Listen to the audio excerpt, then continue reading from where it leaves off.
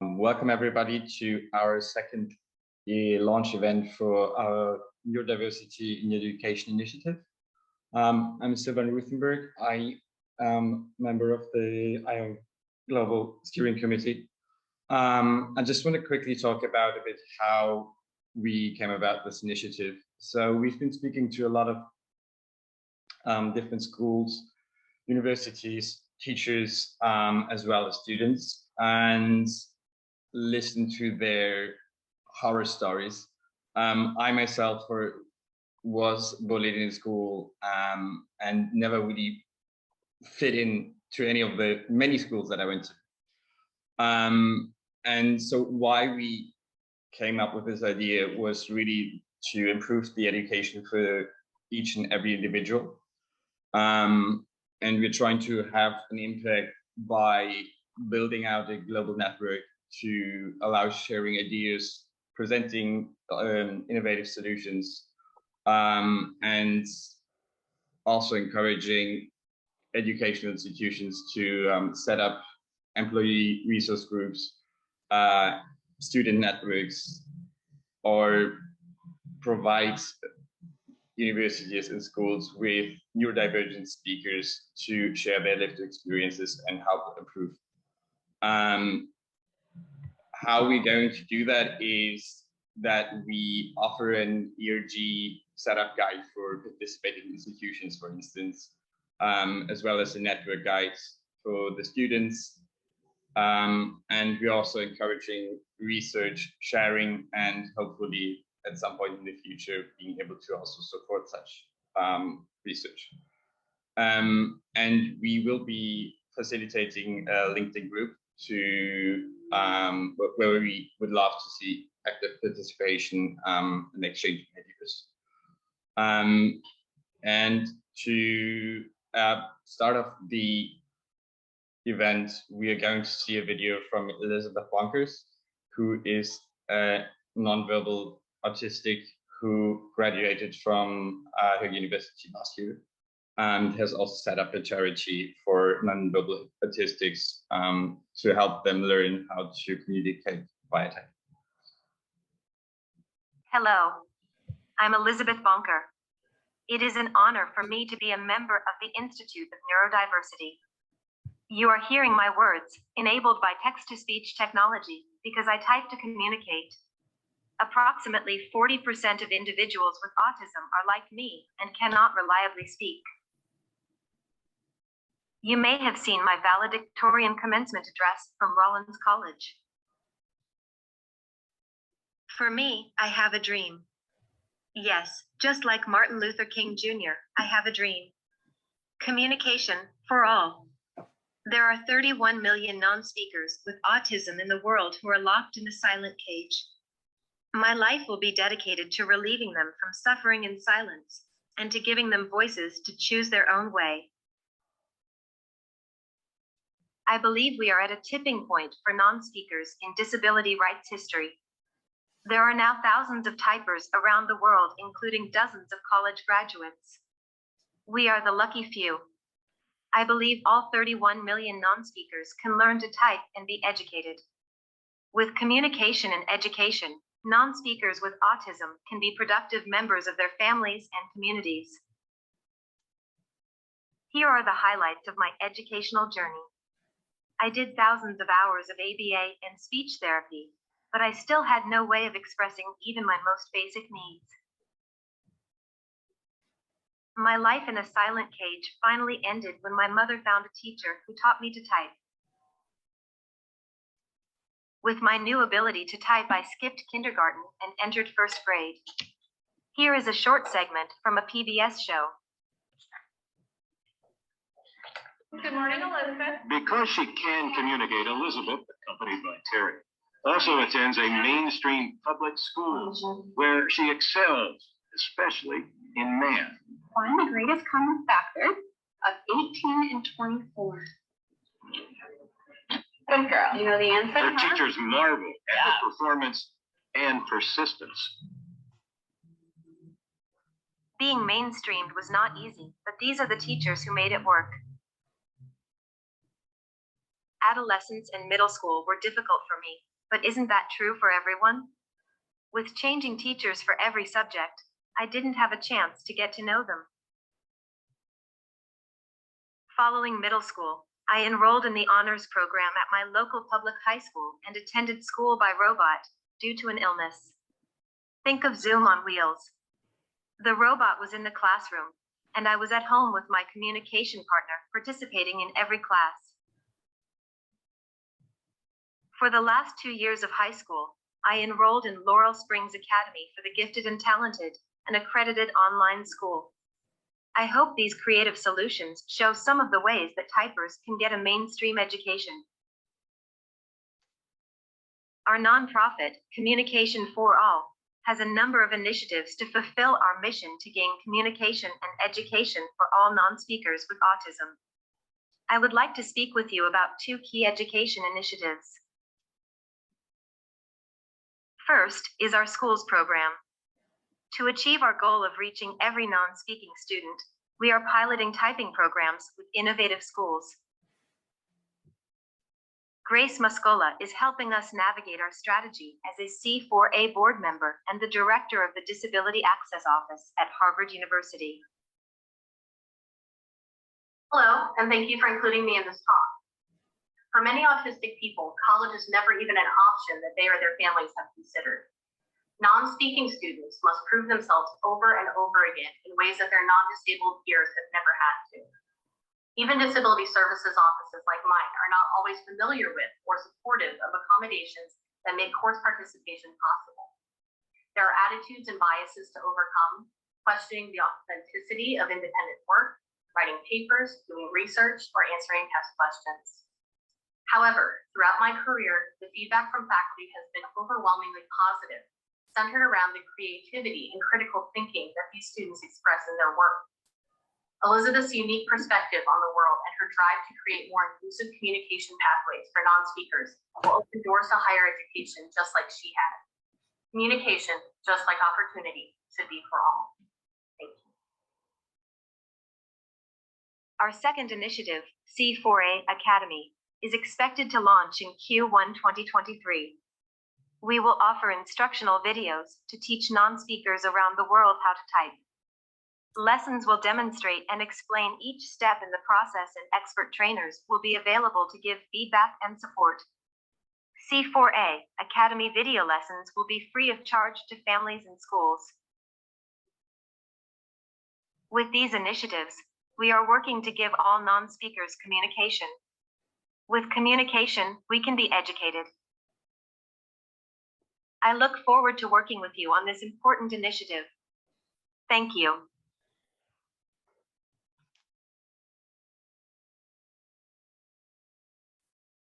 Once I finally got it up, thank you very much to Elizabeth for sharing this. She will also be part of our last event at 5 o'clock today to see herself what we're up to.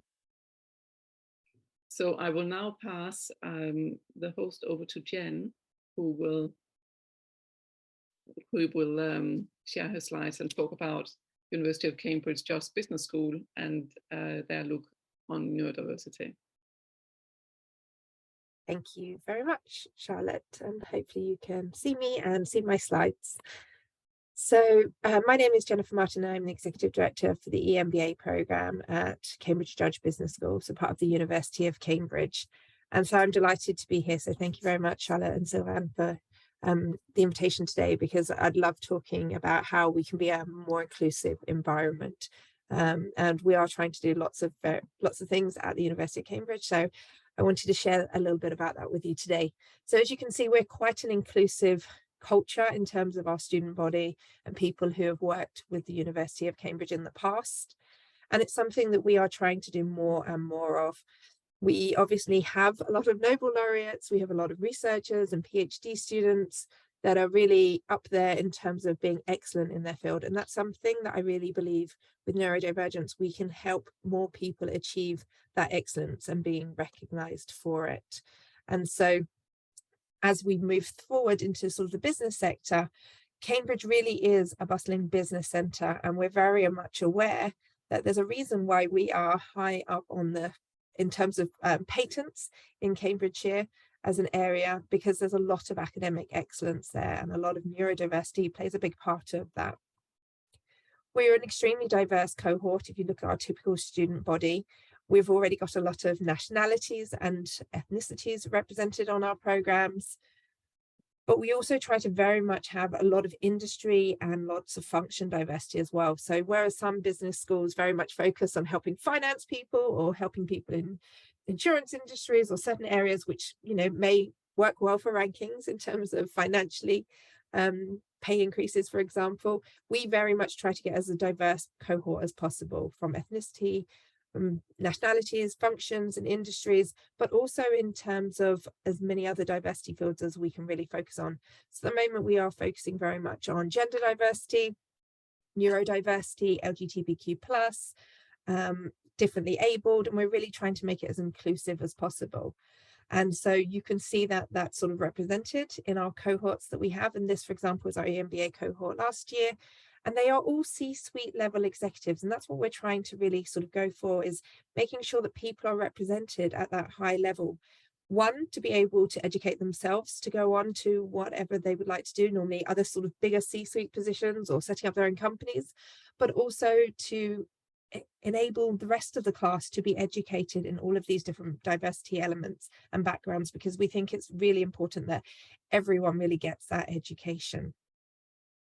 And so coming on to neurodiversity, we really feel from a business perspective, it's really important that if 1 in 7 people are neurodivergent, then from an employee perspective, you have to understand the people that are working for you, and you have to really be able to support them and drive that forward. It translates also to a customer perspective when you look at it from a social good perspective as well, because if the population is sort of around 20% neurodivergent, then you want to understand your customers well, and you want to be able to reach them. So again, it's a no-brainer for us to make sure that our people, our leaders, are educated in neurodivergence to understand the people that they're working with, but also the people that they're trying to reach, as well as it being a society goal to really have more understanding between the people that we're with. And then I talk obviously about Richard Branson and Charles Schwab, Elon Musk. They're all people who have been out there and have been public about their diversity and particularly their neurodivergence. I joked earlier that with Elon Musk at the moment and with the layoffs that are going from his sectors, it's maybe not that we want too many more people in this area, but it's not about his neurodivergence, it's just about his business practices. But we really do want to make sure that we are helping those C-suite level people and those businesses, those organizations through our programs to understand society better as a whole. And so what we're doing is we've introduced diversity scholarships to help enable more people from different backgrounds, merit-based scholarships, but also needs-based scholarships, because we understand that people who are coming from backgrounds where maybe it's neurodivergent, maybe it's gender, they may not have reached the same salary scales, for example. So we want to make sure that return on investment is the same for everyone who comes onto our programs. We're also really trying to educate the people on the programs, as I said, so making sure the leaders on our programs are aware of case studies with neurodivergent leaders in them, also of companies that have neurodivergent networks within them. So we're keen to work with businesses and leaders, and that's part of why I was hoping to come today, is to work to find more people who might be interested in putting themselves forward for these kind of cases that we can then educate others with about how people can be really successful in their careers and also be neurodivergent. So it's really about just trying to push that forward. And we do have a support team within the university to make sure that every person that joins us has that individual experience and has all of the consultations and supports that they need from the university and from the business school in order to make sure they're successful, whatever their background might be and whatever support that they may need. We have lots of information sessions where people can come and find out more, but obviously I can talk about any of those and I'll leave my email up on the end. But for us, it's really about trying to accept people where they are and embracing it and celebrating it. And we're really keen on helping people reach those high levels and to propel them for the future and forward in their careers. So that's what we're doing at the University of Cambridge. I will pass back now to Sylvan. Thank you so much, Jen, for that informative talk. So without further ado, I'll pass over to Catherine, who will be talking about the neurodiversity, the education system in France and how it evolves in around neurodiversity. Thank you, Sylvain. Okay, so France did a little study in 2014 about neurodiversity, and we start school at 3 to 5, la maternelle, and only about 30% of the children, autistic children, they say autistic, so I'm just quoting them. Autistic children went to school, and not every day, not all day. And then in the école élémentaire, which was from 6 to 10, 40% of the kids in mainstream schools were neurodiverse. So they had these two types of classes. They had one class which is called ULIS, which is Unité Locale pour l'Inclusion Scolaire, but it wasn't really inclusive because it's just a class for specialized for kids with special needs. So that was one class, and the other class, the other system they had was the IME, the Institut Médico-Éducatif, which is a specialized medical center type system. But here you have to be very careful because can be some ABA, so caution must be applied. So there's this specialist teacher, Christine Philippe, that came out, and she said that, there's a great problem in France with the concept of inclusion in schools, because they try hard to compensate for the handicap by concentrating on the pupil. So you have more materials brought in, people helping the actual child, whereas we really need to look at the system, but that's so big that no one really wants to touch that. She then goes on to explain that inclusion is important because studies have shown that when we have just these classes separate with just special needs children, that they can only go so high. There's no one to pull them up past a certain level, no matter their brilliantness. And so that's why inclusion is better. So this, she also did mention the alarming situation of the IME, Institution Médico-Légale of the school, because, she's not ABA Pro. And she also, the third point she mentioned that was very important was that the parents are the expert of their child. So they should also work in correlation with the teachers. This was not very well accepted by the teaching staff. Anyway, so with all this in mind, the government did bring in 2016 new methods, which from Canada, which is called auto-regulation, so that the child is in a mainstream classroom with a person with him, and they auto-regulate. This was really tried in 2018, so they didn't have much time before the pandemic hit in. So we don't have much results for yet, but it was very promising. In 2020, it became a European global edu school system, where they analyze things by plan, do, check, and act. So it's a very analytical, and the French are very bureaucratic. So it went down the sort of bureaucratic. When you look at the websites, there's a gazillion things you have to put in place. So that's still in being taken care of. So, but I have spoken to a lot of people, and a lot of teachers use another system, and we're going to be seeing some of them at 1700 tout à l'heure later on, where they class of Ulysse, she did use a different kind of teaching method, and she'll talk about that later on, which had really good results all around. And this method is then used in a normal classroom with kids that just dropped out. Well, sorry, in a classroom with kids that had just dropped out of school and weren't really interested, but not special needs. And this had really good results as well. There was a Collège sans classe. So this was a pioneer system for France as well, which I had the chance for my last daughter to be in. And it's a college with no class, right? And it's really, really brilliant because it made the child work intrinsically. So it was for high IQ kids. And my daughter, for example, got, down one class because she didn't like it, she won or whatever. And she said, oh, no, mum, I want to be with my friends, and, I want to continue with my friends. So she, she did the work. She sat down and did the work, and that was just intrinsic work. And it was really lovely. And, within the next month, because you could go up, there wasn't a time scale. So, you could go up when you proved your point. So that was really good, and it was lovely to see that, you know, it made children work intrinsically, special need kids as well. There's this director then sort of got ousted because he had too many projects that he wanted to employ in this school. So he went off to do a Montessori type school, but he's, you know, it's a boarding school, and he's got little ones making breakfast and what have you for the big ones, and it's all lovely. And they sorry, is it time? Okay, sorry, I thought someone said something. So they have also workshops where they in a project is they'll make skateboards, they'll sell them, and then they decide collectively what to do with the money, you know. So that might be an outing or whatever they want to do. So that's a more complete way of looking at work.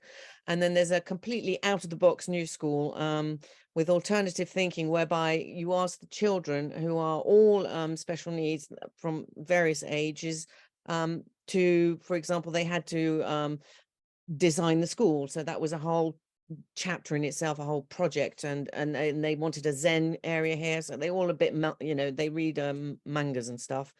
So there was a Zen quarter, a place where you set up the videos and you do videos, and you know, and for they had this poetry reading, and so all the kids were really bored. But then they said, the teacher said, well, we have to do this just 20 minutes, and then we'll decide how we want to progress, you know, how we want to progress with this curriculum. And so they had the 20 minutes reading, and then the kids decided to use TikTok to, you know, better learn the poetry, and that would include everyone in the schools. The one that wanted to be seen didn't want to be seen. You could do it with a little play, without, you know, and off they went with their way of thinking, still learning a lot of stuff. So this person who's trying to set up this school, although it's going right now, we just hope that ION can just help, you know, with the pushing forwards of the projects that are already there. So that's basically, you know, what we want to do in France or what's going on. Lovely. Thank you so much, Catherine. So that is also a terrific outlet to Rebecca Garcia, who is from the Neurodivergent Teachers Network. I'll hand over to you. Go ahead. So Katrina actually asked me to set up Neurodivergent Teachers Network with her. I think it was March last year. Considering that we've been at inclusion now for almost 3 decades now, isn't it? Salamanca came out in 1994. We still have schools where, although we are apparently focused on inclusion and inclusive practice, we haven't actually defined inclusion. It's changed, it's molded, it's reshaped over the years. And we still have an entire cohort of neurodivergent educators who are really, really reluctant to reveal their neurodivergency. They hide. I myself hid for 14 years. I'm ADHD. I became school leadership, curriculum, Senko, inclusion, and I sat on the senior leadership. Would I have got there if I'd have been honest about my ADHD? I don't think so.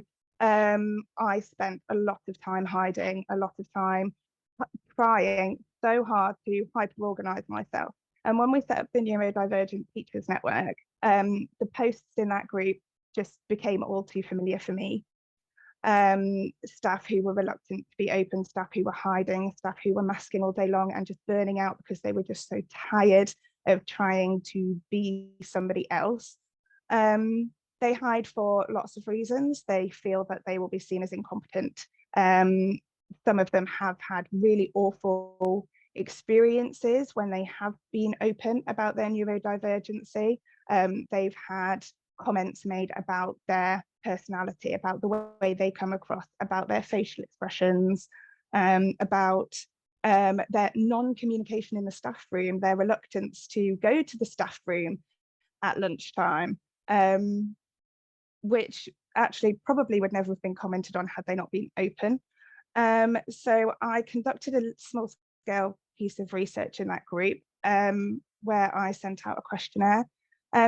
And strangely, what came through was exactly what has come through in my 23 years working with neurodivergent children, is actually that the key to true inclusion is feeling like you belong.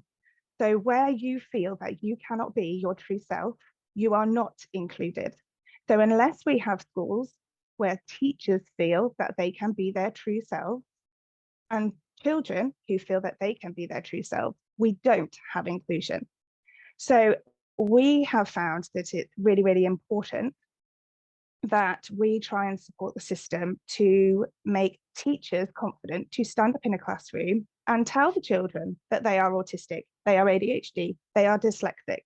We have a system a little bit like France where we still target interventions at neurodivergent children to try and help them to fit in with the neuromajority. We still have social communication interventions designed to help them understand how to communicate like the neuromajority. And while we have those systems, it doesn't just affect the children, it affects the teachers. So I think Katrina is just going to talk about our next steps and our goals moving forward. Hi, hello. Thank you, Rebecca. I'm Katrina Lowry, and I'm also Rebecca's co-director. We also have another co-director, Sarah Johnson, who is a head teacher who has neurodivergent needs as well. So yes, I when I first started my career in education, I thought I was a unicorn. I definitely thought I was the only dyslexic and bipolar teacher, and I, like Rebecca, hid everything until it became too much and I just couldn't do it anymore. And then I decided to be kind of out and proud about my neurodivergence, and it definitely did affect my career, but it also helped my mental health tremendously to be able to be my authentic self. So I approached Rebecca last year, and we decided to form a little Facebook group. We thought we might get 100 people, where we're pushing like 500 or 600 now. And then we've decided to form a community interest company, CIC, called the Neurodivergent Teachers Network, which we've just incorporated. So for this, we have 5 aims. Number 1, we'd like to do some quantitative and qualitative research about the number of neurodivergent teachers and educators that there are, and also what our experiences are. And we're working with some people from the University of Glasgow in order to try and do that, and also with the National Education Union. The second aim is to work with teacher training organisations to see if we can get those to be more neuro-inclusive for our neurodivergent people who are going into teacher training. And we've had some conversations with Teach First and also a number of different teacher trainer educators in universities. Our third aim is to talk to employers. So in England, they have multi-academy trusts. In Wales, we have foundations. Sorry, I'm in Wales. I should have said that. We have foundations and also clusters of schools and local authorities.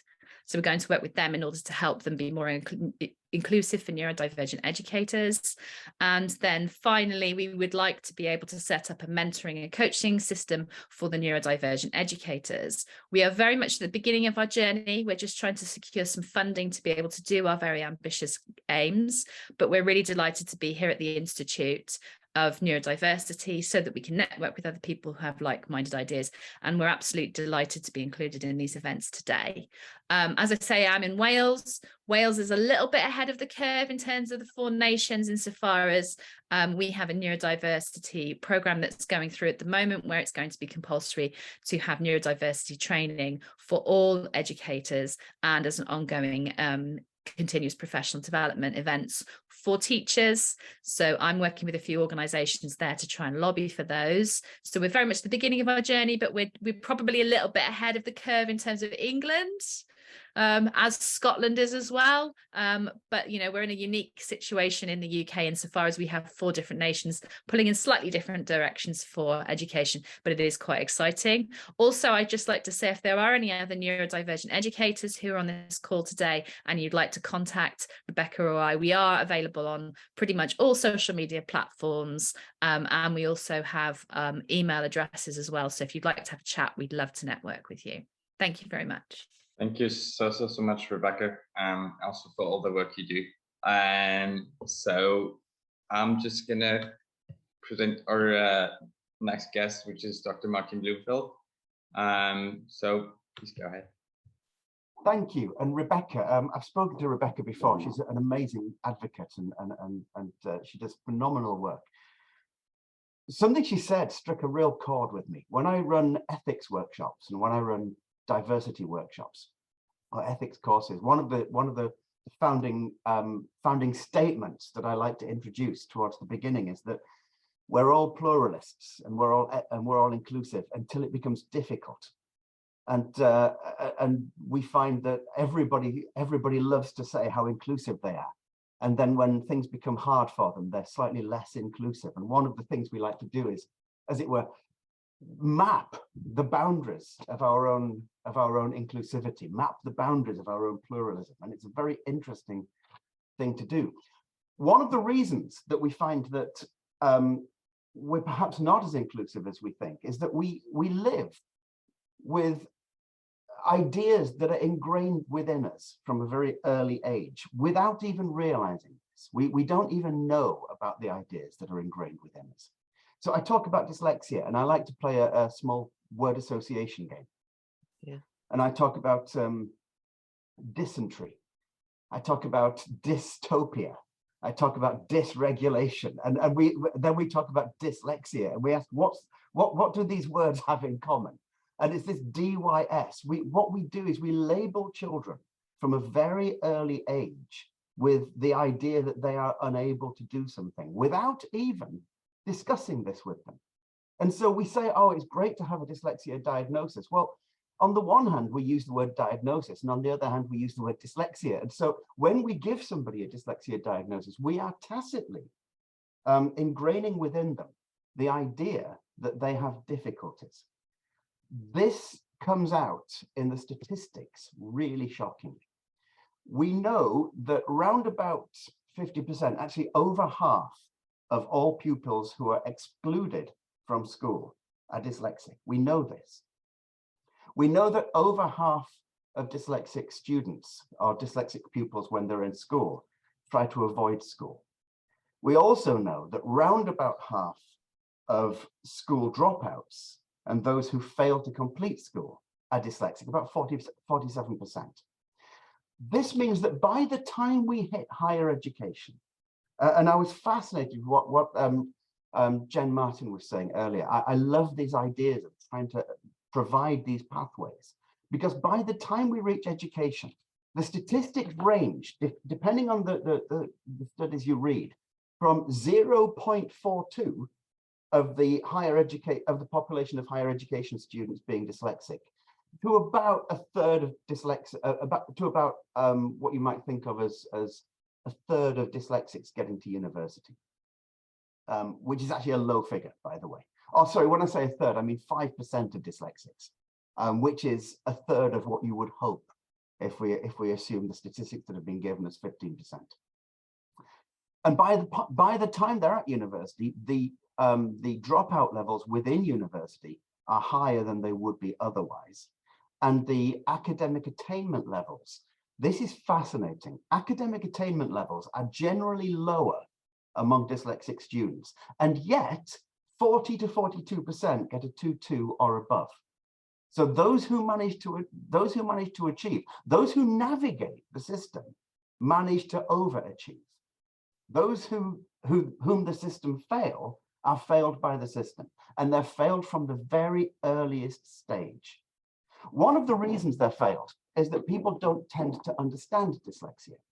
So I talk to people from all over the world, and what you'll hear is dyslexia is about phonological processing, phonological decoding, phonological manipulation. And this may well be true in the vast majority of cases.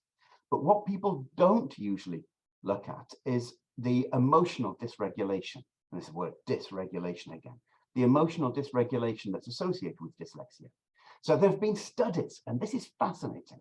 There have been studies that show when you wire dyslexics up, when you put Google goggles onto us, and when you test our heart rates and our muscle tension and our sweat rates, when you do this, and then you do the same for non-dyslexics, and you show, as it were, stimuli that may be emotionally stimulating. So videos, audio, picture, that kind of thing. Dyslexic people generally react noticeably more than non-dyslexics. So there seems to be as it were, empirical evidence to show that there is higher emotional sensitivity among people with dyslexia. On the other hand, there's also evidence, and vast amounts of empirical evidence, to show that dyslexic people find identifying, naming, regulating, and reframing their own emotional states harder than those without dyslexia. In other words, we feel more, but we handle it harder, we handle it less. And when you're at school, when you're in a situation where you have to read, when you have to remember, when you have to use working memory, this is a stressful situation. And what it does is it produces something called academic procrastination, as well as other things. It also produces refusal to do the homework. I still remember my book review for The Iron Man for Mr. Brindle is still waiting. And that's from about 45 years ago. So I'm sure that at some point, Mr. Brindle will get his book review, but it might be slightly late. So what we find is that we put dyslexic kids through the ringer, as it were, by requiring of them certain things that are not appropriate for dyslexia. We know, by the way, that between 60 and 80% of people with dyslexia are not identified. So even when we have accommodations in place and we're not identifying them, we're still putting them through the ringer. This produces a higher emotional reaction among people with dyslexia. And this higher emotional reaction is handled less well than would otherwise be handled. And this goes to explaining why you get exclusions because of oppositional behavior, you get dropouts, and you get refusals to go into higher education, because education is quite frankly frightening. And so what we need to do in order to change this is to understand more about what dyslexia is, how it affects the whole person, and how the environment around us affects people with dyslexia. Something else Rebecca said, really fascinating thing. She talked about whether people tick that they are neurodivergent. It's a really interesting question. When we apply for a job, and I'm sure we've all applied for a job at some point in our lives, when we apply for a job, we usually have on the form, we'll get questions such as, what's your ethnicity? And for our ethnicity, we're given an entire spectrum of options. We're given white British, Polish British, we're given British Gypsy, or British Traveller, we're given Jewish British. Martin, I hate to interrupt, but I would need you to have a wrap up, please. Oh, will we? Okay, right. Well, in that case, we're given this. We're given very quickly. We're given a whole choice for gender, for instance, where we're asked what the gender is, and we say we're male, or we say we're female, or we say we're non-binary, or we're given other options. And then we're asked the question: do you consider yourself disabled? Yes or no? Now that is perhaps one of the most non-binary questions we could possibly be asked. And there is no non-binary spectrum available for us. I never tick yes to this question. And perhaps one of the things we need to do in that case is to re-look at the way that we look at neurodiversity and neurodivergence. Because until we do that, we're siloing people into disabled, non-disabled, we're siloing people into this is what dyslexia is, and we don't look at anything else. I won't go on anymore, but I said earlier, and I do blather. So do forgive me. Thank you very much. Martin, thank you so much for all the information and your insights. Maybe just as a quick one for myself, I am hyperlexic, so I'm on the complete opposite spectrum of all of that.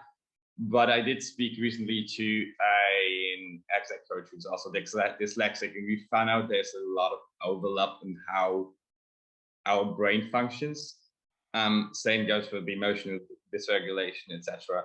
But we probably can chat a bit more towards the Q&A. So I would love to hand over to Bindia from India. Please go ahead. Thank you, Sylvan. I'm really honored to be here, and I would like to thank Charlotte, my dear friend Chitra, and the neurodivergent community in India for this opportunity.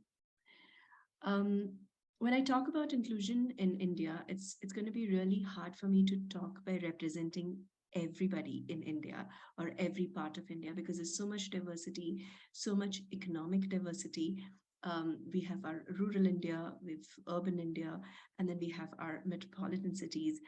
And one thing that is for sure is that inclusion, especially for the neurodivergent population, is still not accessible in India.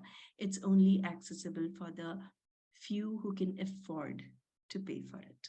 That is the hard truth we have in India.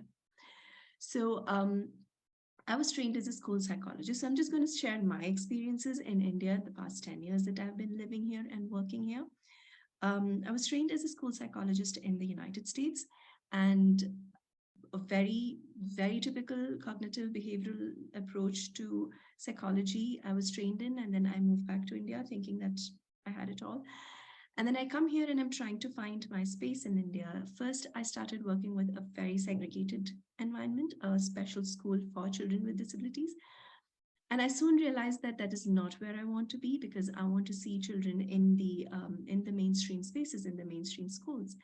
And then I decided to start working with schools and consulting for regular schools who may be willing to include children with special needs, and mostly neurodivergent children in their schools. So I decided to consult for these schools to facilitate inclusion there. And I realized how hard it is, because there's a lot of attitude change that needs to happen. There's a lot of training that needs to happen. Teachers, the administration, the entire school had to have a change in their belief system, like a shift in their belief system before they can even get anywhere close to inclusion. So that's what I started doing. And most schools I moved on very soon, because I realized they were not in it for the actual inclusion. It was just a tick box for them. But there was this one school where I stuck on, because that school was very open to my ideas and were willing to work with me. And I was able to make a difference in the children's lives while I was there. I stayed in that school for 5 years. And throughout the 5 years, I trained the regular ed teachers, helped them understand what inclusion actually means. I worked with special educators. I worked with teachers to help with the programming for children who are neurodivergent. What are the modifications that you can make for this child in the classroom? What are some of the adaptations on the assessments that you can do? So I worked with the school for the 5 years. And at the end of 5 years, I felt like I had not made progress. The teachers were still thinking the same way. And, I probably made a difference in a few children's lives, but that was it. I wasn't even sure that if I left that place, things would move on, and the work that I had kind of kickstarted would continue. And during the same time, we also saw this emergence of the shadow teaching model, which is like a support teacher who would go with the student to the schools and be with them throughout their school day. So I was working with this social enterprise who was trying to do this approach, and I was training their teachers, and I was providing supervision for their special educators. And I was not in favor of the model initially, because I thought that was exclusionary in itself to have somebody be with you in your classroom while you're there. But then I realized that that is probably the more, the shortcut to inclusion, probably, if I could use that word. And I realized that I'm able to reach out to a lot more children, reach out to a lot more schools, and, help so many more families in that way. So now that is what we are doing through our shadow teaching model. We are accessing a lot many families, supporting a lot of children in different schools. Now we see a lot of difficulties that's happening there as well. And now I'm talking about just this one city in South India, which is like the IT hub of India. And you have a lot of families who can afford these services. So they're paying exorbitant fees to these private schools that they're sending their children to. And in addition to that, they are paying for the shadow teacher who will be supporting their child. And this is not going to be affordable for a common family in India. So what we realized that what are some of the barriers to inclusion in India? Like Rebecca pointed out, we still follow an education system that the British left behind. And we are still, there's this undue emphasis on discipline. I mean, you get up and wish a teacher when they walk into the class. You stay quiet when a teacher is lecturing in the class. I mean, there are a lot of these little tiny things that if you did away with, a lot of our neurodivergent friends can be easily included in the classroom, because that is where they're having difficulties. Some of my little friends with ADHD cannot sit in the classroom for more than 20 minutes or 15 minutes, right? Give them frequent breaks, and that's all it takes. But a lot of teachers would refuse to do that, right? Recently, I had this little guy who was on the autism spectrum and has a lot of sensory issues. He could not wear the uniforms, like, the uniforms of the synthetic fabric. He just couldn't wear them. And that's all he needed. He needed accommodation with, just let him wear something else. But we were lucky that that principal was sensitive enough to let him do that. But on the other hand, we had another child who communicated using a tablet, like an iPad of sort. But the principal just said that, oh, we have a policy against bringing technology to the classroom. And I was like, really? Is that the reason why you would deny communication, the right to communication for a child? So we're still struggling with these nuances, when it comes to inclusion. And that is our biggest struggle here, right? So we have Chitra here. Chitra, I, and two more of our friends, we got together and we decided we'll start this nonprofit where we're going to create more inclusive spaces. And when we say inclusive spaces, we are talking right from home, where we train families, parents to be more open. Because what we see today is that, just like Rebecca pointed out, you have a system and this is what you need to do there. So as a student, these are the things you have to do. As a neurodivergent student, we will train you to do these things, right? And then you have your ABA coming in, you have your behavioral training coming in. And this is the culture you see in India, where parents go get these therapies thinking that, okay, when I get these therapies, my neurodivergent child is just going to become neurotypical, magically. So there's always this emphasis on changing the child to fit the environment. And then when we started our Inclusive Foundation, we were so sure that we are going to be changing the environment and not the child. So that is how we started it off. Like, the four of us were on the same page with that. So we started training families, parents, to respond differently to your toddlers, to your school-age children who are neurodivergent. We started training teachers to respond differently to your neurodivergent students.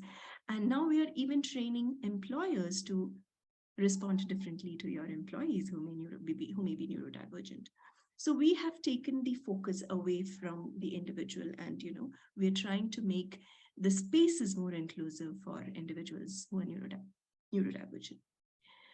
So moving forward as an organization, we still don't have access to higher education for neurodivergent individuals in India, which we are still struggling with, especially the ones with higher support needs. We want that to happen. So that is one of the bigger things on our agenda, where we get our neurodivergent friends to go to college in India. The second thing is, like Elizabeth Bonkers pointed out, we do not have an inclusive culture for people who do not speak to communicate, because all of you speak to communicate. All of us speak to communicate. So if you don't speak to communicate, then you're not included. You're not welcome. We don't know what to do with you. So that is another thing that we are trying to do. We want to bring in more communication inclusion in India, which is something nobody's even thinking about. As Dr. Martin had pointed out earlier, I think it is easier for a person with a physical disability or a sensorial disability to access education or access employment in India than it would be for a neurodivergent person. And that's what we are seeing now. Even if they get in, they get admission into a school or they get employed at a job, it's the sustaining part that is hard, because that is where there's a lot more work that is needed, a lot more support that the organization needs.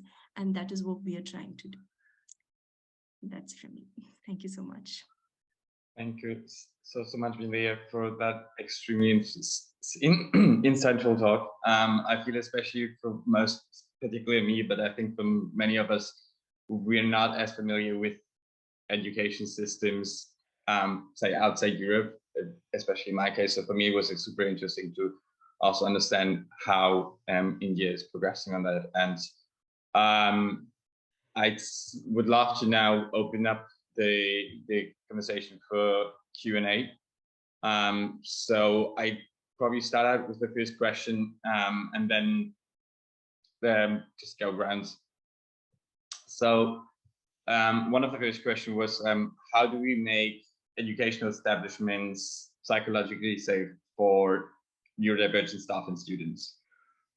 So I'd love to hand over to Martin, because you already mentioned you would love to comment on that, and then just go ahead with everyone else. Thank you. First of all, and it's something which I'm absolutely passionate about. I do a lot of work on the definition of dyslexia. So let's stick with dyslexia, but we can broaden this out to ADHD or the autism spectrum almost as easily. The definition of dyslexia. So depending on where you live, there is a different definition of dyslexia. So the European Dyslexia Association has one definition. The British Dyslexia Association has another definition. SASC has another definition. The International Dyslexia Association has a different definition. Almost everywhere you go to somewhere like Germany, for instance, in Bavaria, it's considered an incurable illness. In France, I believe, Catherine, dyslexia is, as it were, diagnosed through your medical practice, medical practitioners. There is no database on how many people are dyslexic. So when we say something like 10%, 15%, 20%, this is extrapolated from other figures, but we don't know precisely exactly the figures. And of course, when we extrapolate the figures, what we're doing is we're saying, well, we can only measure it based on the test results that people get when they provide a diagnostic assessment. But people around the world are giving different types of diagnostic assessment, looking for different things in different ways.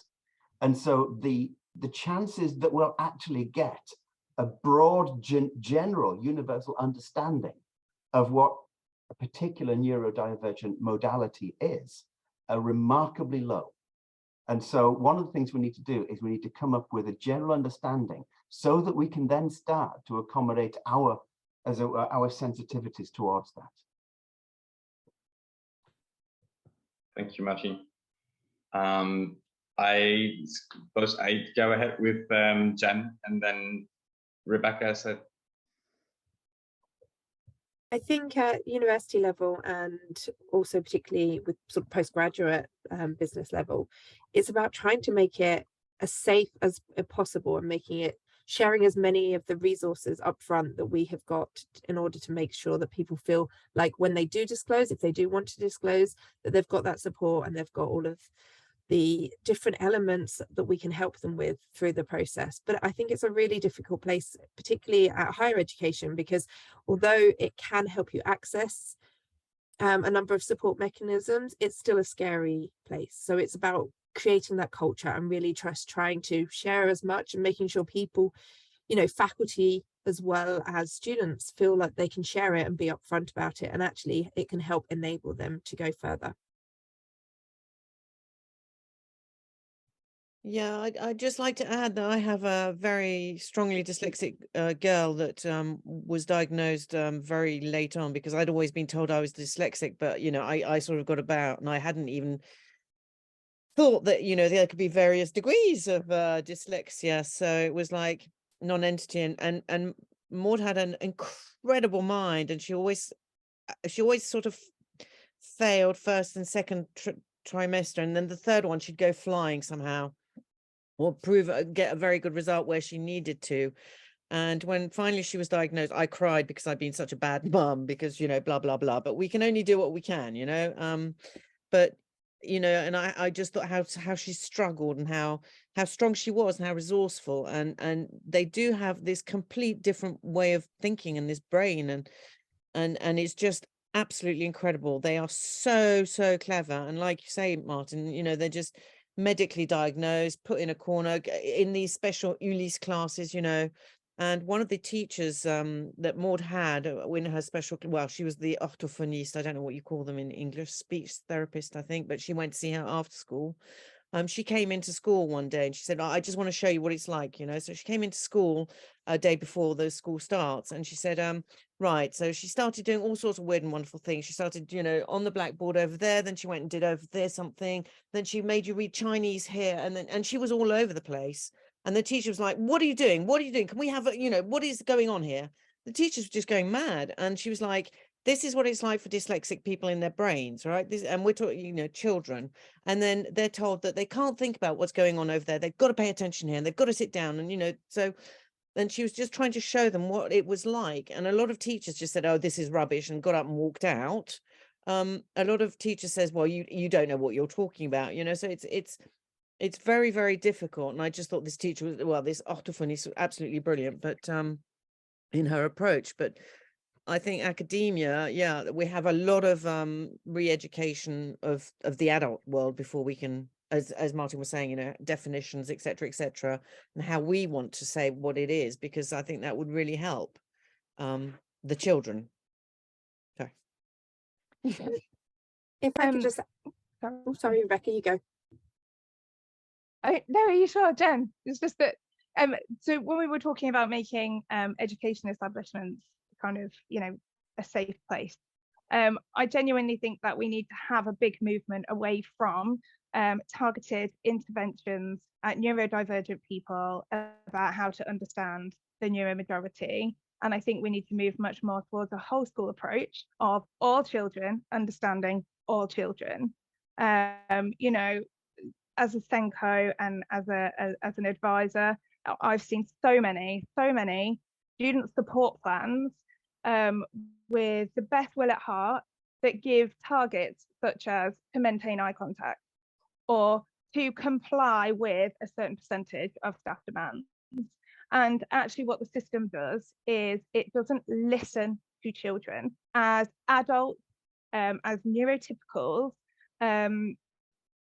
a lot of leaders and kind of school staff feel it's their job to unpick children. You hear it all the time. I need to unpick this behavior. I need to unpick this child. And what we fail to do is we fail to empower the child to unpick themselves. I want you to know who you are. I want you to know what you need help with. And I want you to be able to tell me what I can do to help you. But we don't have that system at the moment. What we have is a system that tries to make you look like everybody else. Even when it comes to, you know, when we were talking about uniforms, we're still making exceptions for children to not have to wear a uniform. Nobody yet has managed to give me a reason for having uniforms in the first place. That is a valid reason. You know, a lot of it is based on, oh, well, you know, when you graduate, you're going to have to wear a suit for business. But are you? I mean, have you even looked at how many jobs have a uniform anymore? Like, dress codes are not really a thing. It depends what you want to do. You know, if I want to go and be a marine biologist, like, I don't need to wear a shirt and tie. So I think really what we need to do is move towards a system that has less of this rigidity and more reflectiveness, and empower teachers to listen to children more. Thank you so much, Rebecca. I would love to hear you both, but you would have to be please very brief as we need to wrap up. But please go ahead. Jen, go ahead. Well, I think everyone's on the same page, and that's the really exciting thing about this conversation today. Everyone believes in that individual plan. And I think going back to what Martin said earlier, the idea that you can only have disabled or not disabled. I mean, I have a severely dyslexic child and I have a hyperlexic child. So they shouldn't be dealt with the same way. And what Rebecca's saying is that we really do need to think individually, what is the plan for that person so they can be themselves in the best environment and be as successful as possible. But I think it's enabling everyone to be individual. Martin. Yeah, very quickly. Thank you, Jen. I mean, very, very quickly. A note on something that everybody has said about inclusivity and how we need to empower teachers to become more inclusive. And I mean, empower them rather than teach them. I think there's a positive way of doing this. I was talking to a group of teachers in Poland at one point, and I don't think Poland is particularly relevant. It was just that I need to say this from my own memory, if you like. And we were discussing the statistics on how the language we use about dyslexia actually has an impact on the academic attainment of people with dyslexia. And the statistics are clear. And one teacher just stood up and shouted that he doesn't want all this politically correct nonsense and stormed out of the room. And it was a kind of a, okay, right, statistics are not politically correct nonsense.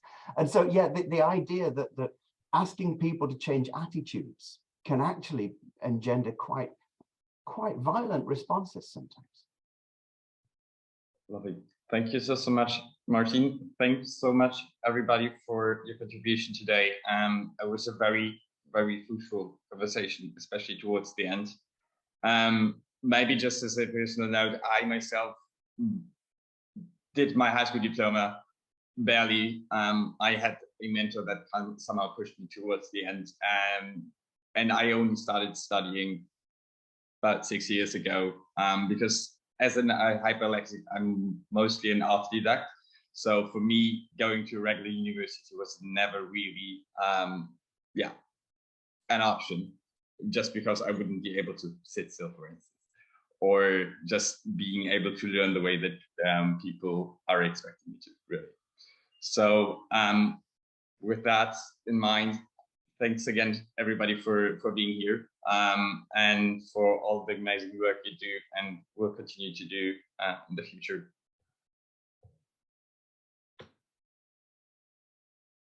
Thank you. Have a lovely day. Bye. Have a lovely day, all.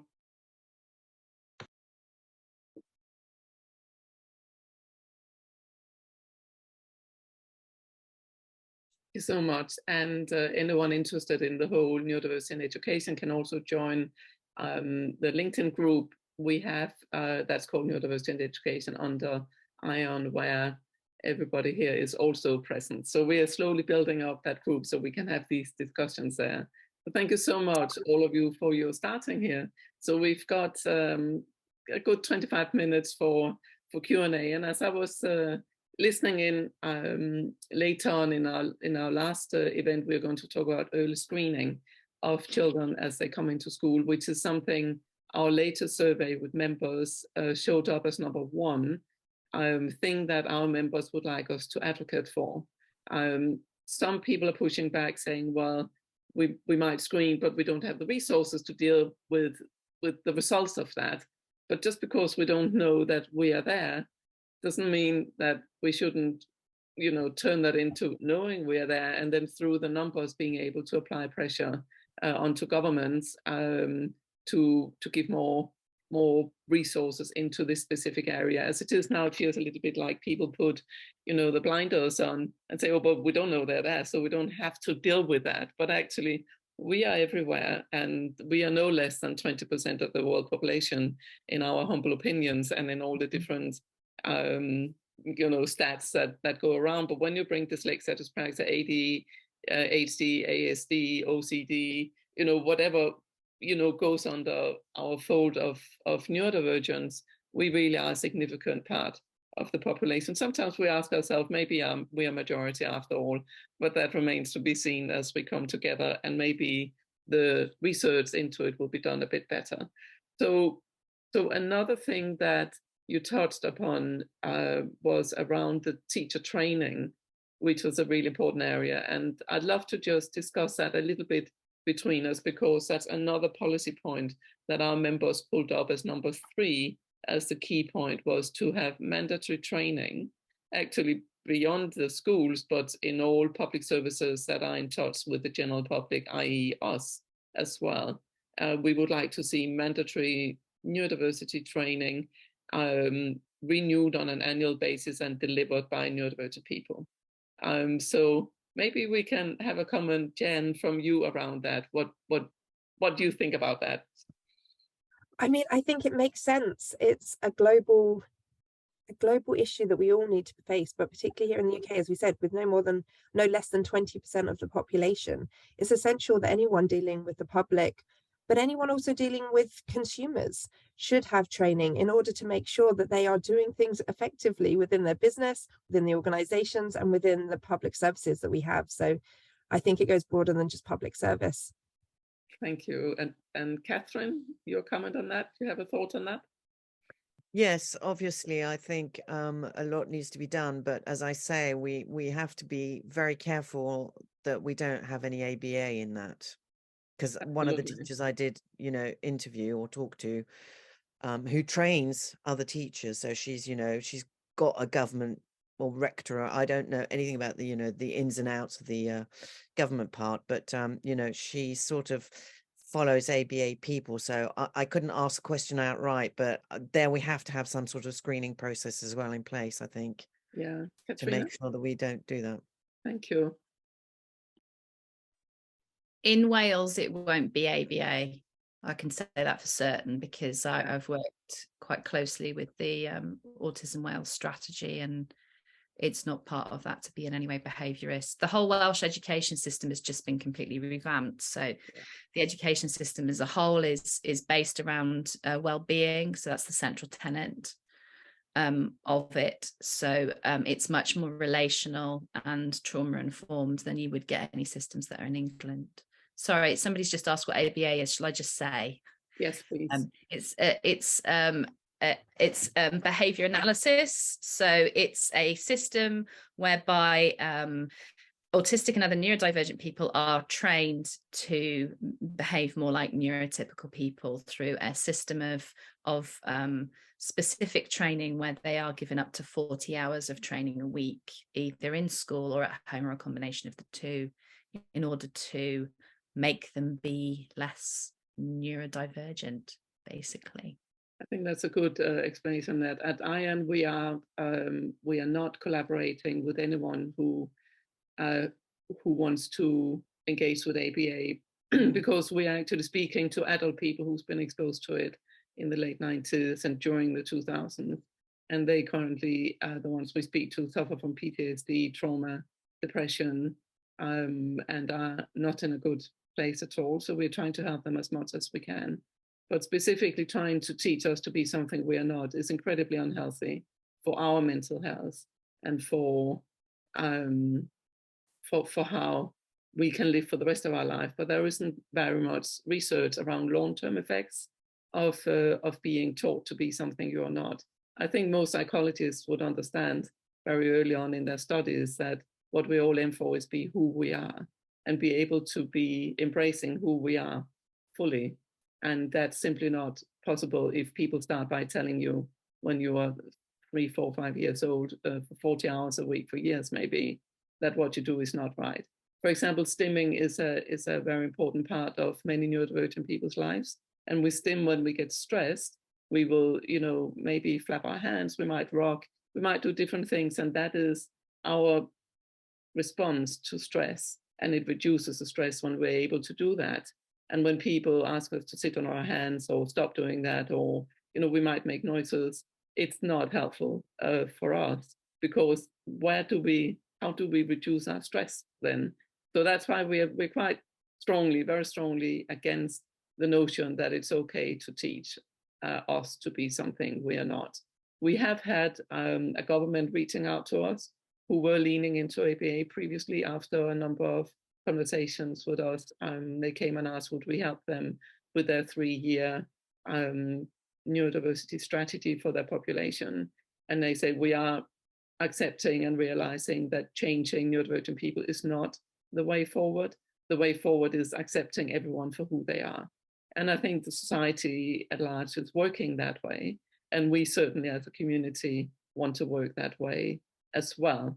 That's not to say that there could be aspects of analyzing behaviors that could be useful in terms of we do these things because of that, and to a degree, teaching us and all human beings to do right or wrong things is what parents do every day. Of course, I'm a parent myself. I've got 3 children, and you use the system of rewards to get your children to do the right thing.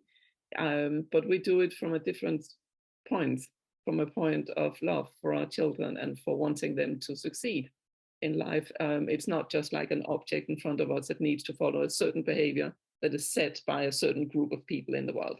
So we want people to understand that different neurotypes behaves differently, just like different cultures behave differently, and that's sort of the way we go. So that's why ABA is quite a big issue for us, and it's something we're going to advocate for. There are 14 countries that has made ABA illegal for the LGBTQ plus community.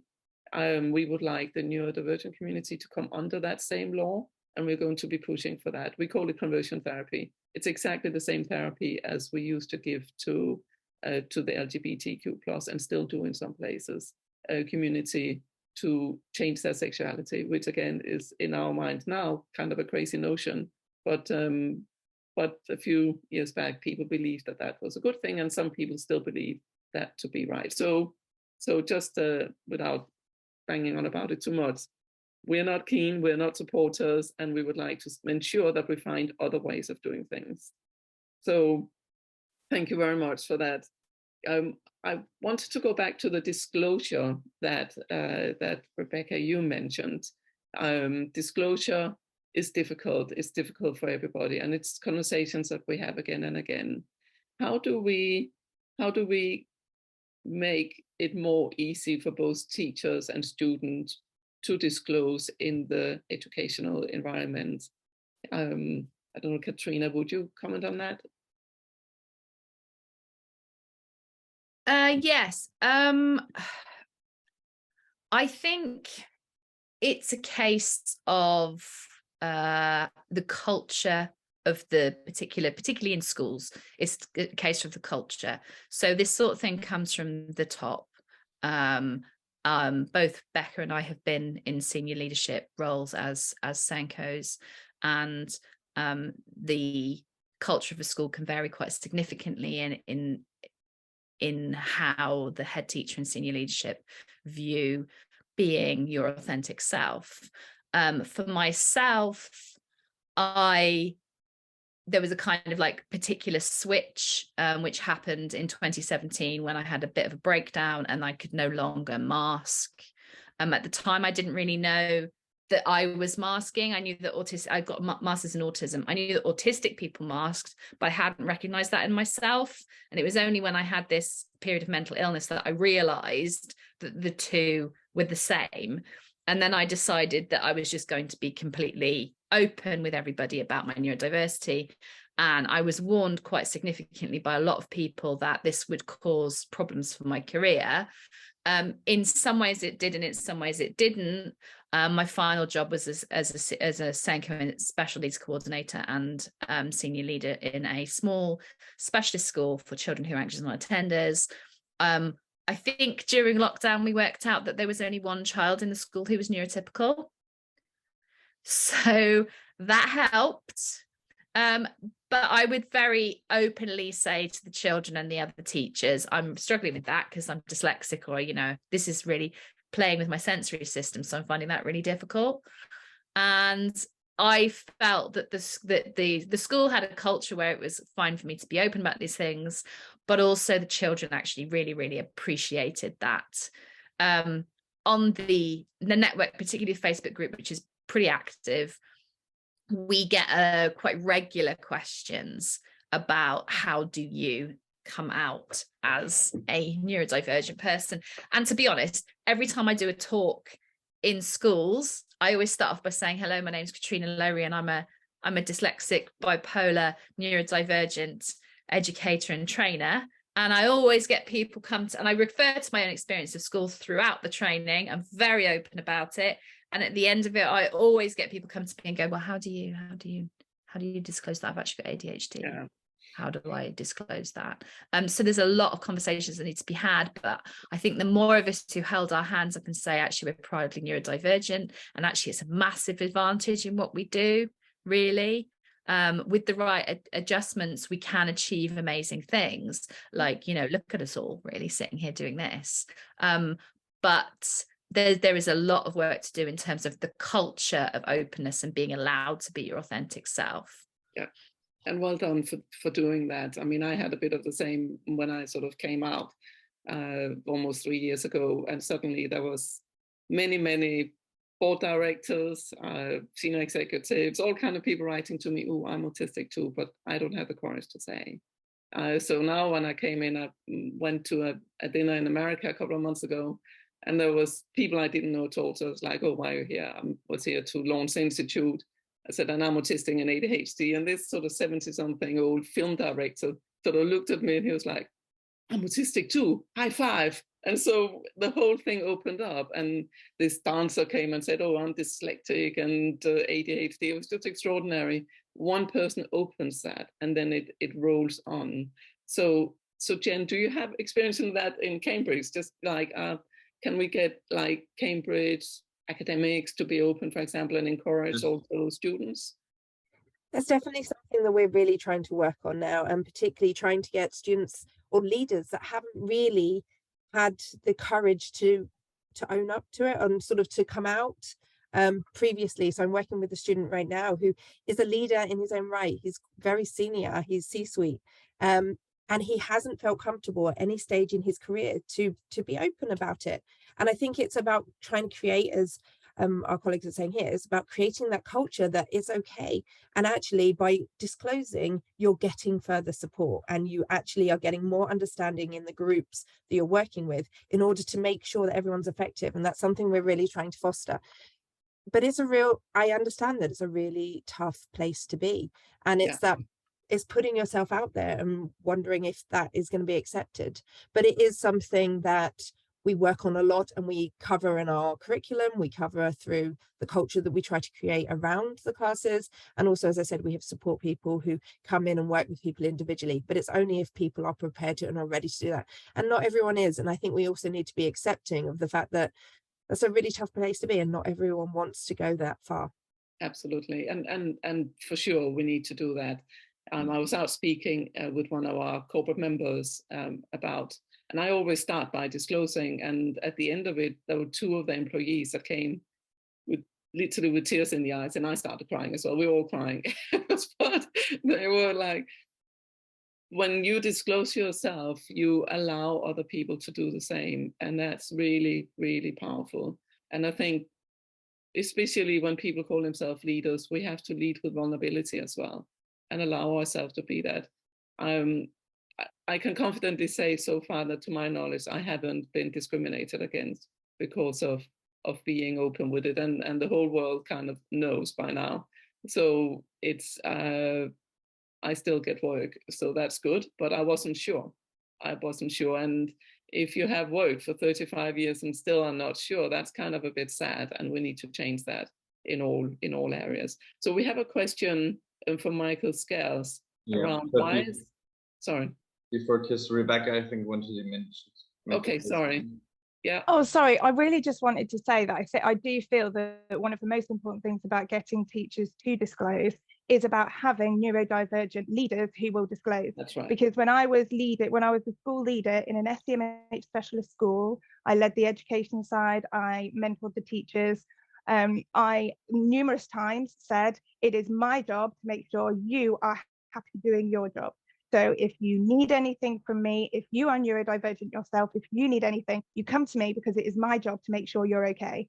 But they still didn't come, because I still didn't say that I was one of them. And it wasn't until after I left that school and I started up an alternative provision, and that was only because my own son crashed out of mainstream and couldn't attend anymore. And I stood in one of the sessions with the children and I disclosed my own neurodivergency. That word got out. And after that, teachers from that school then said to me, I had no idea that you're ADHD. And I used to get, but you're so organized. You're so meticulous. So they didn't know, but they came to me after, because then they knew that I was ADHD too. So I think it's not just about saying it's okay to be open, it's about putting leaders in position that are neurodivergent, because that is ultimately what makes it really safe. Yeah, I mean, we can be very organized. I'm ADHD as well, but we just do it in the very last second. Hence why all the panelists only got the agenda last night. So we get it done, right? But it goes a bit close to the line. So yeah, so a question from Michael Scales, who says, why is there so much effort to be inclusive into a standard education instead of the development of specialized education centers? Who would like to comment on that? And we can go around to all of you. Yes, Katrina. I think the simple answer is because they don't know any better. The education system in most kind of modern countries, which is most of the world, has been developed for a bygone age.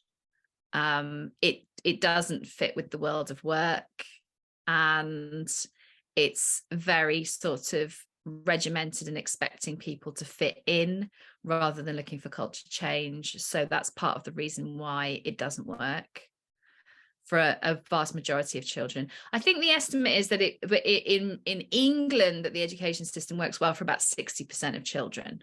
Yeah. Now that's not good enough, but it's much easier to do it like, you know, a sausage factory and make everything one size fits all. It's easier and it's cheaper, you know, at the end of the day, and the government are funding this. Now, if you speak to educators, there are some of us on this call, there are much better ways of doing these things, but we have been systematically undermined from having our voices. And, you know, a lot of people, certainly in England, teach round the national curriculum rather than teach through it. In Wales, as I say, things have improved quite a lot with the new system, but that's only been in since September. But I'm seeing some really great developments there in the classrooms that I go to on a regular basis. So there is hope. I'd prefer there not to be a separate system, a special system. I'd prefer as many people as possible to be in the mainstream. The other difference that I noticed between England and Wales is in Wales, we always have a revolving door system. So whatever school that you're in, you can go between the two. For example, my partner, who's also neurodivergent himself, works in a school that's a specialist school. They have a unit for children who are anxious non-attenders, all of whom are neurodivergent, have a range of mental health needs. They have the option to go and do GCSE and A-levels at the mainstream school next door, and there are children who come to them for therapeutic interventions as well. So there's kind of a revolving door between the two schools. You're not just you can be morning in one and afternoon in the other, or vice versa.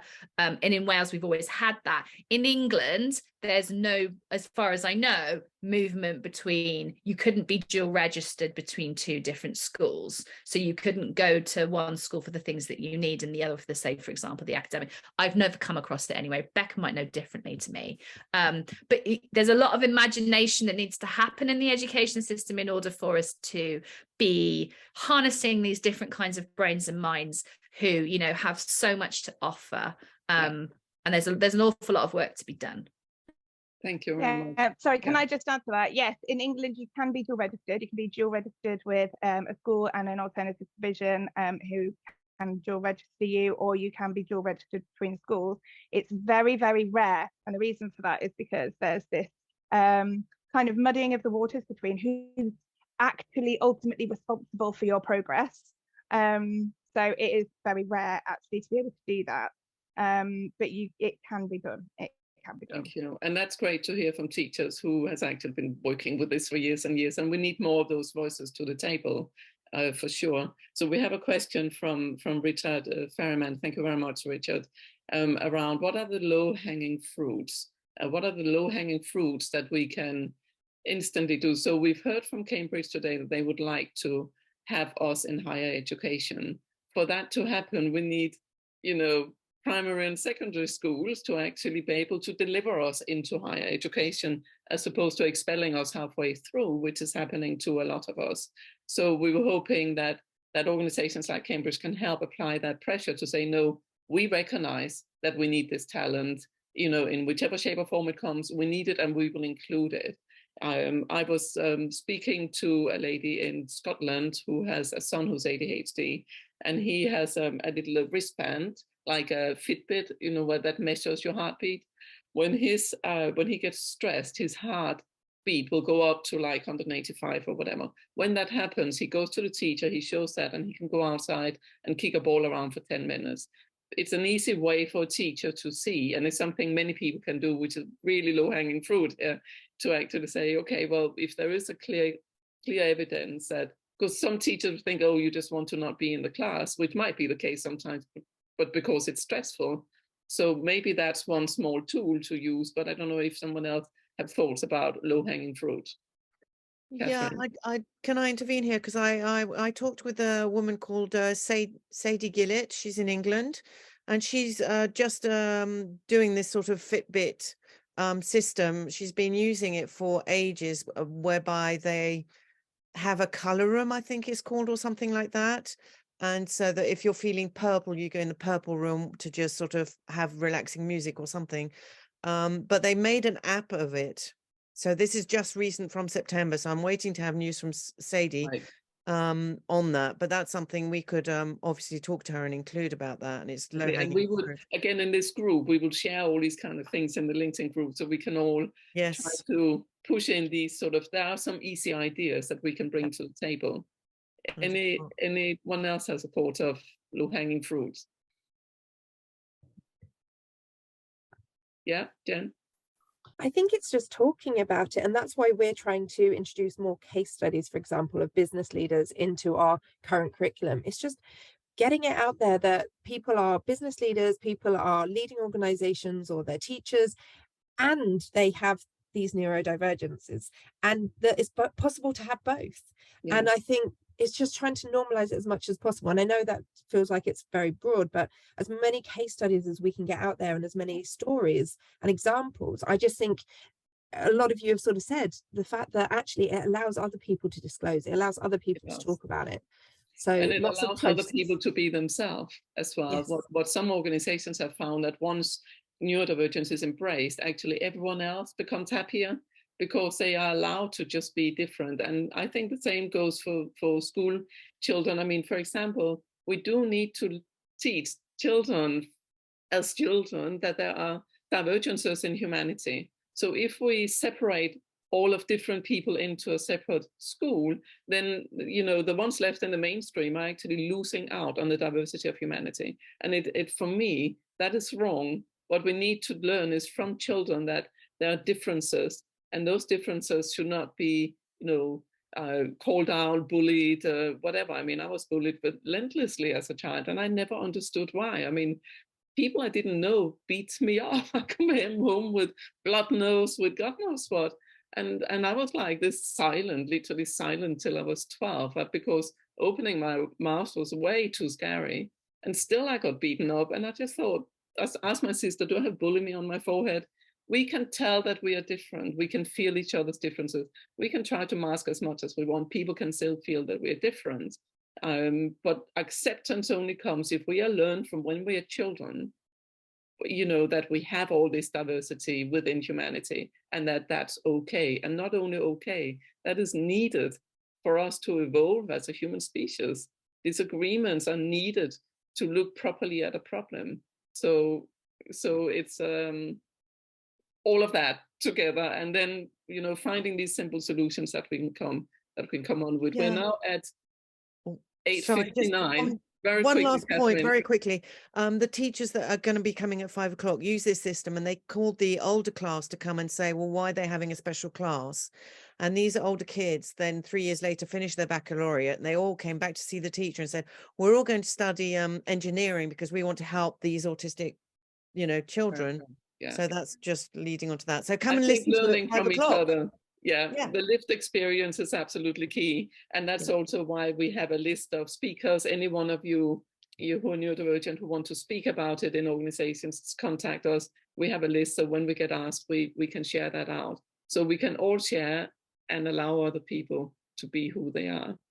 Thank you so much, all of you, for being here today. It's been wonderful. What a lovely conversation. And thank you so much for delegates to partake and ask questions as well. And maybe we'll see you in one of the 2 other ones later today. Thank you. Have a lovely day. Michael Dennis from Bridges Academy in Los Angeles, I believe, going to talk to us. Yes, good morning from Los Angeles. And so there we go. Okay, perfect. So here's a little peek into Bridges Academy, where I'm the head of the lower school.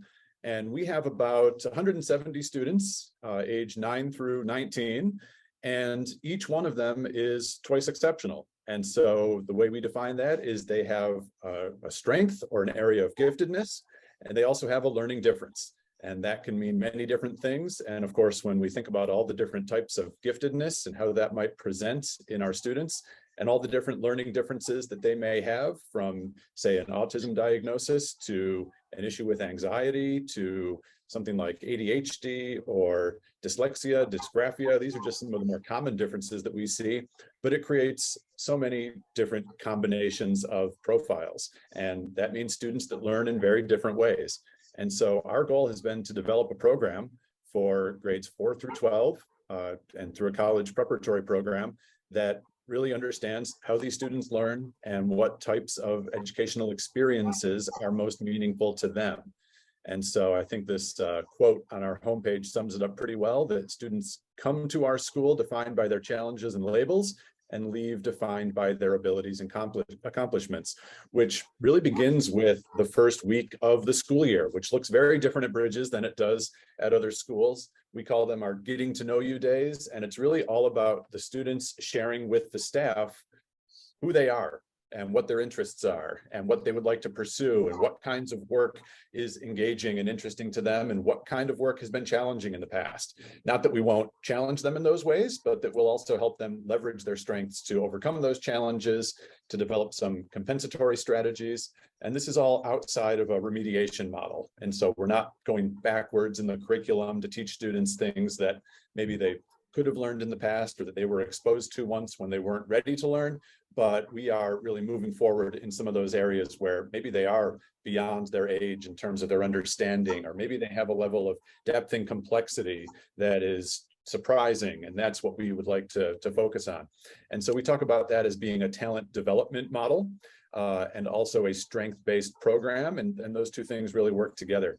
So when it talks about the models here, there's information about each of these that I won't get into right now, but we have an enrichment program and a project-based learning program that is a large portion of our school day. And so while students have traditional classes, math, science, humanities, they also have classes that they choose where they might spend all day Friday working on the school newspaper or working on a cooking class, which might actually then generate a restaurant that would serve food to the staff and the parents. And so we try to create these authentic project-based experiences and sort of guide the students along the way to reflect on what they're learning from those kinds of experiences, just as much as they might be aware of what they learn in a traditional classroom. Of course, that means that we need to differentiate the curriculum because it's going to look different for each and every student. And so we have a staff who are trained and prepared to deliver differentiated curriculum.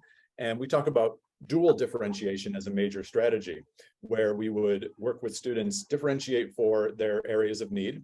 So give them supports, scaffolds, and modeling to make something easier or something possible that would have otherwise been impossible, but also differentiating for the giftedness. They might need enrichment, they might need acceleration and more challenging work, and that may continue outside of school.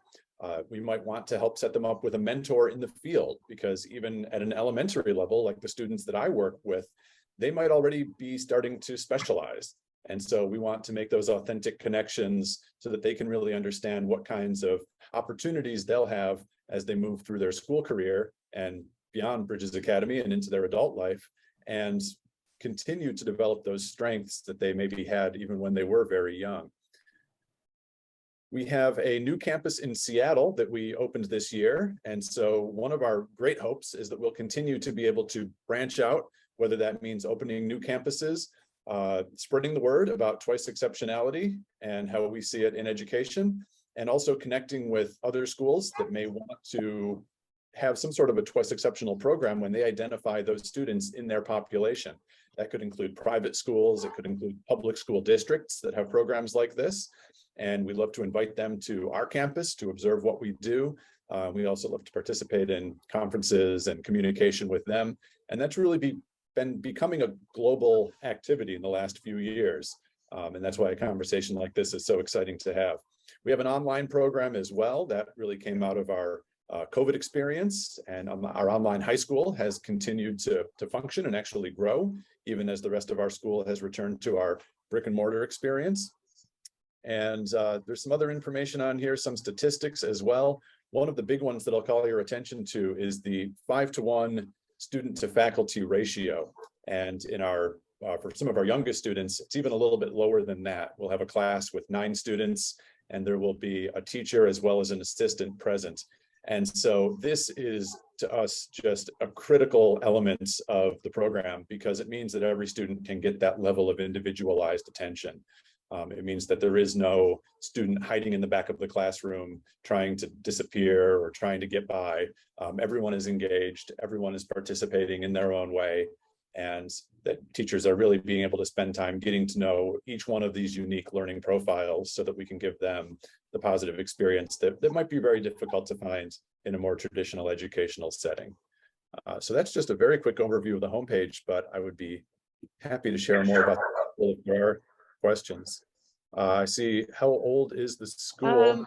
Michael, sorry, because we're on a strict time, we're just going to, everyone's putting their questions in the box, and then at the end we read the questions and we answer the questions if saving those. Got it. Thank you. So now we're going to go to Amanda Kirby, who will talk about her profiler, I believe.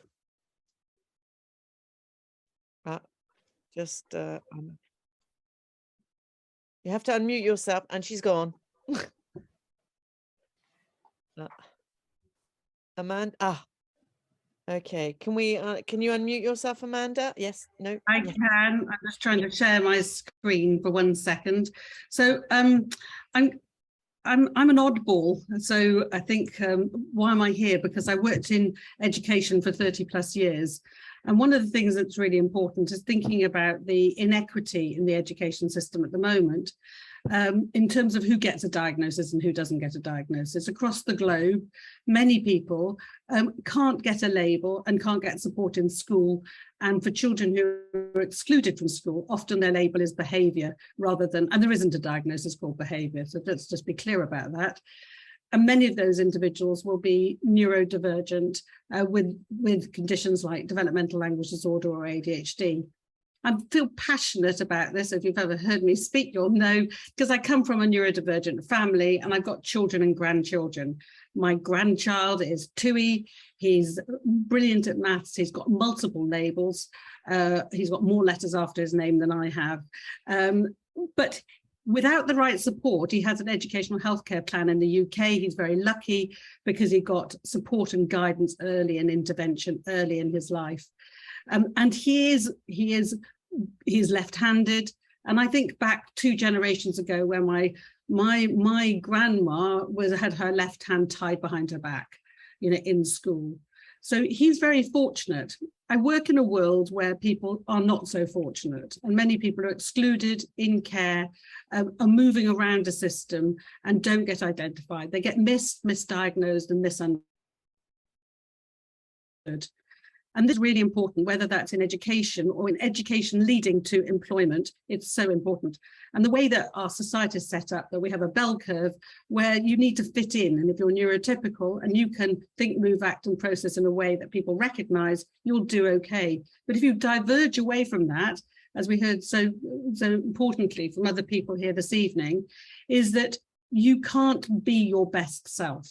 So I developed children's profiler and a workplace profiler. I've been working in this field. I ran a clinical centre for 30 years, and I realised that I actually could see one family or one adult, but that wasn't sufficient if we really wanted to make a difference. So started developing computerised screening tools, which are person-centred. That's really important and in the context. So we have children's profiler, which I'm going to try and show you, but I'm not sure that I'm going to be able to do so in the time, but maybe I'll just talk about it. So what it is it's a strengths-based screening tool, which is there to look at the strengths of the child, but also what their challenges are. Looking across cognitive areas, because we know that neurodivergent traits, we have a brain and we have billions of brain cells connected in different ways. And we certainly don't have silos that we often put people in. So if you're autistic, 60% of people will have dyspraxia, 40% will have ADHD. But often we talk about people as if they are a thing, if they are one thing. But in fact, we're a lot of different things and we change over our lives.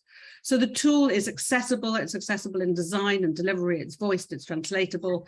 It generates a strengths-based report with practical strategies, as well as not ignoring the challenges that individuals have. And I think that's really important as well. Well, we know that optimal performance is really about thinking about what are the interferences in people's lives, what are the barriers. So we're trying to think about what are the constraints that stops each child, each adult from being able to be educated. It sits on a management platform, so you can screen tens of thousands of people at any one time, children, adolescents, adults, contextually different in the different settings. And we use it in apprenticeships and in universities as well. Different modules, different contexts, different guidance because of the context as well. What we're seeing, because we're working in places where adults have been excluded and where they've ended up in prisons as well, that we see the reason why a lot of people, 1 in 3 people are neurodivergent in prison, half of them are illiterate, not necessarily because they're dyslexic, because they've moved around a system and not necessarily had their needs identified. We're also working in alternative provision as well, where you've got children who've been excluded from school. We've screened hundreds, we're in hundreds of children now, and we started asking questions because it collects all the data. We found that actually in the general population, about 3% of children will have had a head injury. We've found using Profiler, we found 30+% of children have had a head injury. Nobody's been asking these questions, and higher rates of undiagnosed neurodivergent traits. And actually, when you put the child together, their home life, their school life, and understanding each child as an individual, it makes such a difference. And I believe if we're going to be neuro-inclusive, we have to understand about adversity as well as neurodiversity, because the who you are is a combination of the two. And if you're lucky, like my grandchild, that he's got a diagnosis in a wonderful primary school where they understand and they're making, he's like doing A-level maths and he's 8 years of age. I'm obviously proud of him for what he does. He's had his needs met, but I also see other children who don't have the same. And globally, I think we can really make an impact. So I have a book coming out on neurodiversity in education in 2-3 weeks' time. It's at the publisher. Wow. Yeah, so with Paul Ellis and Abby Osborne, who are working in this field as well. So and I've got lots of other books around here, but Neurodiversity in Education is really trying to take us through where we've been in terms of things like special educational needs. It's not always very special at all, or looked after children, which are not always looked after. And really thinking about how we do really embrace universal design, working with your Bridges School. I want to come and see you. I want to spend time with you. It sounds like a wonderful place to be. So thank you very much for inviting me. And if you want to know more about Children's Profile, I'll put it in the chat. And if you want to, we have a workplace one with the college, university, apprentice one, all differently contextualized. But please come and chat to us. They're translatable into multiple languages as well. Right. Well, I think we'll all be pounding at your door. Amanda, thank you very much. And in the time, imparti, so that is brilliant. So now we're going to have 2 teachers from France, Olivia and Eric. Over to you. Hi. I've been a teacher for 20 years, for 19 years with neurodivergent students. My experience has taught me that students need to manipulate in order to reflect and to construct knowledge. Some of my students' special interests were the Egyptians and others the Gauls. I looked for ways to bring together with knowledge. I couldn't find any materials to work the story together. That's when I met Eric. He offered to make the materials I need. So we built a project that allowed the students to be together at work and to be in a situation of success whilst feeling in a safe place. They were so proud to succeed in this project that they wanted to show in other students. Not only did they do this, show their works to another class, they also helped Eric classes to build new materials and exchanging with new students. Eric, it's to you. As teacher of technology, I built the project with pieces which are interchangeable. I wanted the kids to be able to fail. it's best way to learn by failing, and a way for them to exchange with others, discuss with their neighbors to find solutions together. And I did a proposal to my student of 15 years old to make a project to build new models for their neurodivergent comrades. Then they went to the class of neurodivergent, look at these kids, their troubles, their needs, and came back home, came back in my classroom to build their project. Then, after a few days, few weeks of working, they went back to the neurodivergent classroom and show them what they did for them. Then they had to taste manipulation and come back again in my classroom to rebuild and modify the models. I use this material with other students in difficulty and also with a classic class of 10 years old students. Each time, this project allowed the pupils to be in search, to try, to make mistakes, to discuss, to find their place, to succeed together. Brilliant. Okay, so in the chat, if we take the questions, are there any questions for you, Jen? Have you seen? So that, because you have to go, I know. So, I have, but I'm answering those all individually because I can see a reply all option, so I'm doing that now. But the main questions were just, are our initiatives covering all programs? And yes, so we have diversity support, but particularly neurodiversity team in the Central University that support each of our departments and functions. And so then it's just whether or not you have a formal diagnosis or whether it's informal, but either way people can get access to the support through the central departments, whatever the program is and whichever the area of research is. So I have a question. What about if you couldn't go through the school and you want to go to Cambridge anyway because you have a great program? Is that an option? Yeah, so as a part of the application process, people can come in from all sorts of routes. And actually, that's one of the things they've launched a new access program in the last 2 years, I believe it was, to help exactly people coming in from untraditional routes in terms of not with formal qualifications. So yes, absolutely. Okay. Great. Any more questions for Jen there before she has to zip off? Katrina. Yeah, I just wondered, you said that you've got a support team for the neurodivergent students. Are any of those neurodivergent people? Yes. Yes, so it's led by someone who is neurodivergent and also a number of her contacts. So she then has a network throughout the university in the different departments. So she can pull on different neurodivergent people depending on the skills in different departments and at different levels. So we have some more undergrads, some more postgrads and researchers. Excellent. That sounds fantastic. Thank you. I have a quick question for Jen, if that's okay. Yeah. Do students need to have an official diagnosis to be able to access the neurodivergency support network at your university? No, obviously if they have an official one, it's helpful, but no, it's more that they come forward and then we work out a plan for them, even if they don't have an official plan. And it might be that there's some testing to go through there to make sure they can get everything they need, but it doesn't have to be just the official route. We can use Amanda's absolutely profiler. Sorry, the name escapes me. Okay, great. Thank you, Jen. Right, thank you everyone. It's been great. Thank you so much for coming, and see you soon. See you all soon. Bye-bye. Bye-bye. Okay. Shall I just help you out?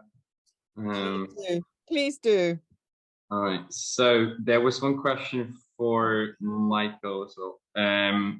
How easy / difficult / effective would you envisage your education model to be rolled out as mainstream? It's a great question, and I think it depends a lot on the environment where it would be implemented. I think that a small school like ours, another question further down is about the age of the school, and Bridges Academy is 28 years old, but really has existed in its current form and scale for about 20 years. And so I think that for a young school, for a growing school, for a small school, it could be implemented if there was the will and an interested administrative team. and a pool of faculty to draw from with some of those skills and interests themselves. I think that for something like a major school district like we have here in Los Angeles, it would be tremendously challenging, and it would require a lot of political will and a real shift in the culture as far as how we see education.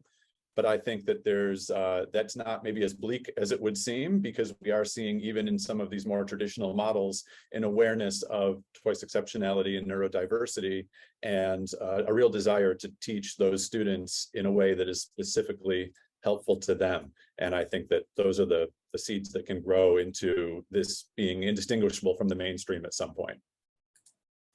Yes. I see there's also just a question from Elizabeth.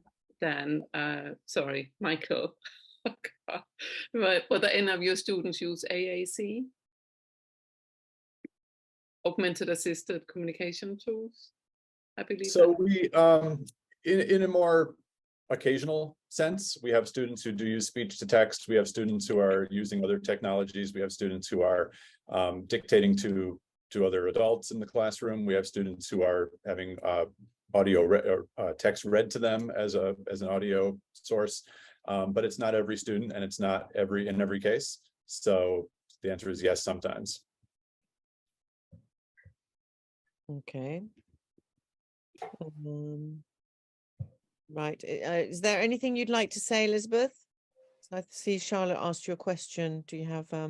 So we have had the answer to that. So Elizabeth's on one asked around parents, where Elizabeth says, please tell families of non-speakers about Communication for All and how to follow our social media, because we'll be launching the C4A Academy, which would be super helpful.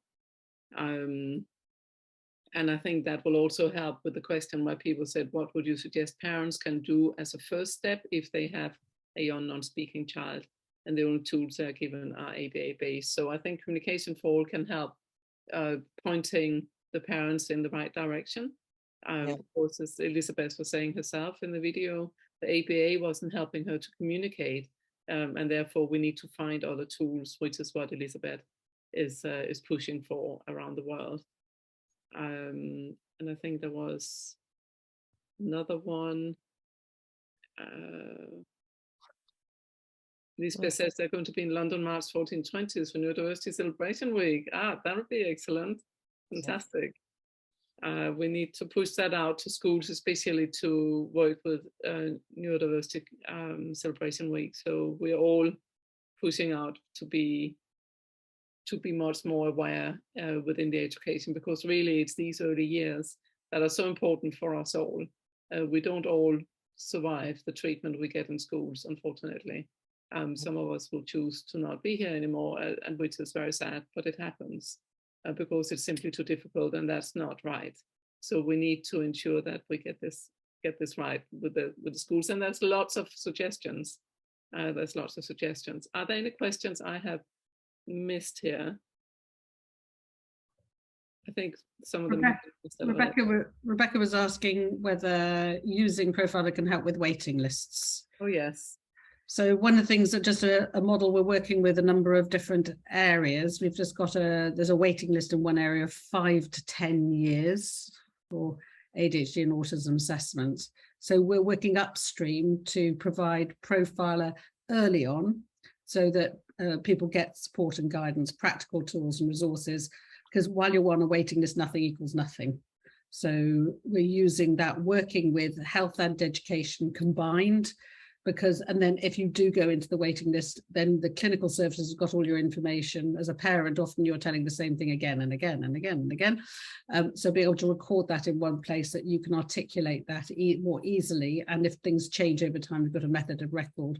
So we're using it particularly, it's evolving, but we're using it in that setting as well, to help upstream as well as help with clinical interfaces.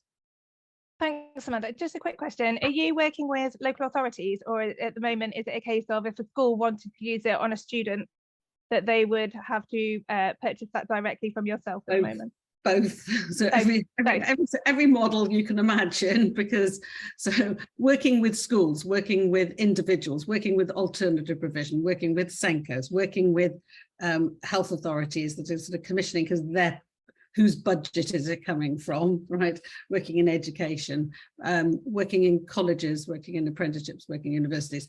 So all different sort of models, and different testing, different points where people are accessing it. And we've got to be, we've got a big project with identifying and supporting young people who are homeless, at risk of homelessness, who are neurodivergent, and they're using it in schools.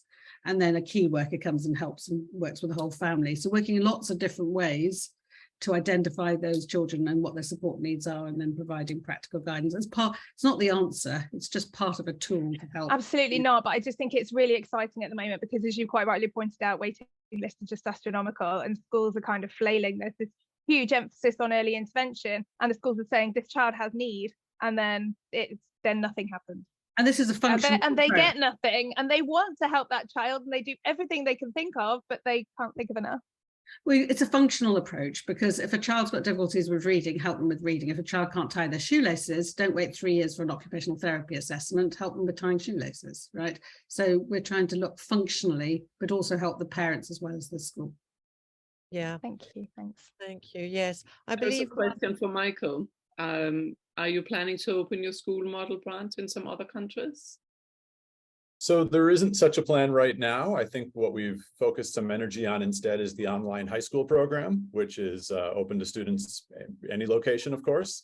And I think that we have a real interest in expanding the online offering, but the Seattle campus itself is a new program right now. And I think that that would lead to other campuses in the United States potentially. And then I think that growth is absolutely on our minds, but there isn't any plan to be in any specific location right now.